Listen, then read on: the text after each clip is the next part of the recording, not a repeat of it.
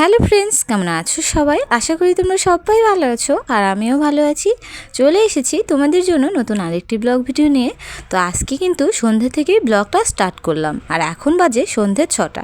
তোমরা তো সকলেই জানো যে এখন যেহেতু ছোটো দিনের বেলা, তাই কিন্তু সন্ধ্যে লাগতে খুব একটা বেশি সময় লাগে না।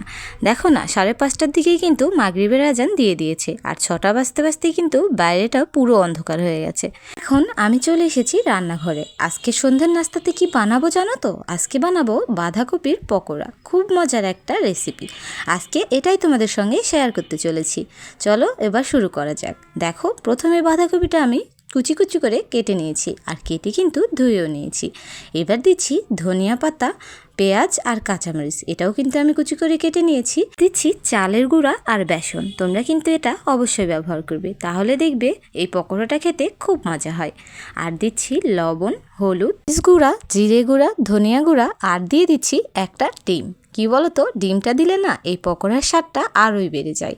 তাই কিন্তু ডিমটা দিয়ে আমি খুব ভালো করে মাখিয়ে নিচ্ছি। দেখো কত সুন্দর হয়েছে, তাই না? খুব সুন্দর করে কিন্তু আলতো হাতে এটা মেখে নিতে হবে। কি বলো তো, এই রেসিপিটা না আমি শিখেছি আমার শাশুড়ি মায়ের কাছ থেকে।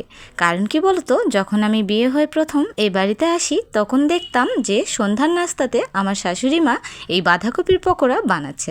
আসলে কি বলো তো, আমাদের বাড়ির সকলেই এই পকোড়া খেতে খুব পছন্দ করে। তাই কিন্তু আজকে আমিও বানাতে চলে আসলাম এই বাঁধাকপির পকোড়া। দেখো, আমি কিন্তু তেলের মধ্যে একটা একটা করে দিয়ে দিচ্ছি।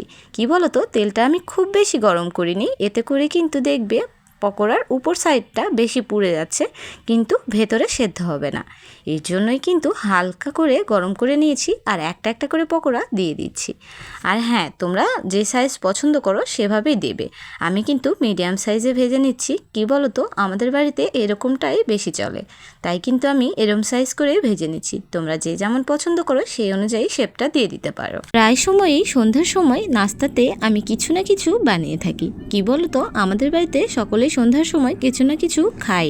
তো এর জন্যই কিন্তু সন্ধ্যার সময় নানা রকমের রেসিপি আমি তৈরি করে থাকি। তাই ভাবলাম আজকের এই ইউনিক রেসিপিটা তোমাদের সঙ্গে শেয়ার করা যাক। এর জন্য কিন্তু চলে এসেছি তোমাদের সঙ্গে এই রেসিপিটা শেয়ার করার জন্য। কি বলো তো, যখন এই বাঁধাকপির পকোড়াটা ভাজবে না, তখন কিন্তু চুলার আঁচটা একদম মিডিয়াম রাখবে। কারণ কি বলো তো, তখন এই চুলার জালটা জোরে লাগবে না, তখন কিন্তু বাঁধাকপির একদম উপর দিকটা পুড়ে যাবে আর ভেতরে কাঁচাই রয়ে যাবে। এর জন্য একটুখানি সময় নিয়ে কিন্তু বাঁধাকপিটা এরকম আস্তে আস্তে ভাজতে হবে। দেখো, আমার এক সাইডটা কিন্তু হয়ে গেছে। এবার আমি অপর সাইডে উল্টিয়ে দিচ্ছি। কি বলো তো, একটুখানি অসুবিধা হচ্ছিল, কারণ প্রথমবার দেওয়ার সময় আমি একটু বেশি করে দিয়েছিলাম। এর জন্য একটুখানি অসুবিধা হচ্ছিল। কোনো ব্যাপার না, পরে কিন্তু আমি এটা সামলেও নিয়েছি। একটা একটা করে খুব সুন্দর করে উল্টিয়ে দিয়েছি।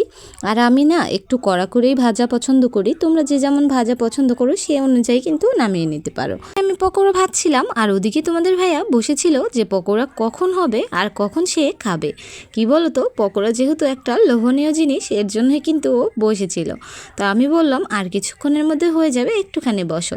তো দেখো, আমার পকোড়া ভাজাগুলো কিন্তু একদম কমপ্লিট হয়ে গেছে আর আমি এখন একটা একটা করে তুলে নিচ্ছি। এই যে দেখো কত সুন্দর হয়েছে, একদম মচমচে বাঁধাকপির পকোড়া। দারুণ একটা রেসিপি। তোমরা চাইলে বাড়িতে অবশ্যই একদিন ট্রাই করে দেখতে পারো। চলো ভিডিওটা এখানেই শেষ করছি। দেখা হবে নেক্সট ব্লগে। ততক্ষণ ভালো থেকো, সুস্থ থেকো, টাটা।